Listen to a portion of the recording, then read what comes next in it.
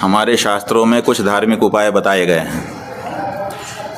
उन उपायों को यथाशास्त्र, माने शास्त्र में जैसे कहे गए हैं वैसे ही अगर कोई उद्धृत करता है कि इस शास्त्र में ये उपाय इस समस्या के लिए बताया गया है, धार्मिक उपाय, आप उन ऋषि के ऊपर विश्वास करके इसको कर सकते हैं, इससे अनुकूलता हो सकती है। ठीक है, एक तो ये बात है। लेकिन जो लोग भी बता रहे हैं वो किसी शास्त्र का उद्धरण नहीं देते हैं कि यहाँ इस शास्त्र में, इस अध्याय में, इस श्लोक में यह बात कही गई है। ठीक है, पहली समस्या।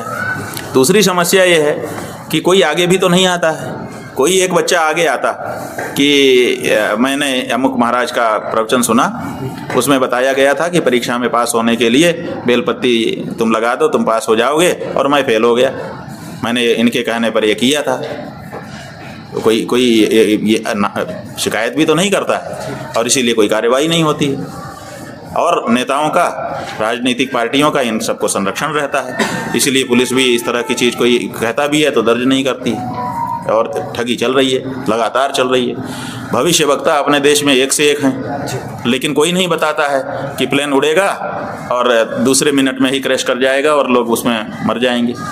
कोई नहीं बताता है कि यहाँ पर भगदड़ मचने वाली है, यहाँ पे लोगों की जान की हानि हो जाएगी, इसी तरह की घटनाएं हो जाएंगी। कोई क्यों नहीं बताता है? अगर भविष्य देख रहे हो, तुम्हारे देवता तुमको बता रहे हैं तो ये भी तो बताओ, लेकिन ये नहीं बताता। अच्छा, नहीं बताता है तो ठीक है, वो तो ठग है, लेकिन सरकारें भी, न्यायालय भी, कोई इसको संज्ञान ही नहीं लेता है, मुकदमा चलता ही नहीं है। कोई अगर नालिश भी करे तो रफा दफा हो जाता है। तो ये सब समस्या है, करे तो क्या कोई करे।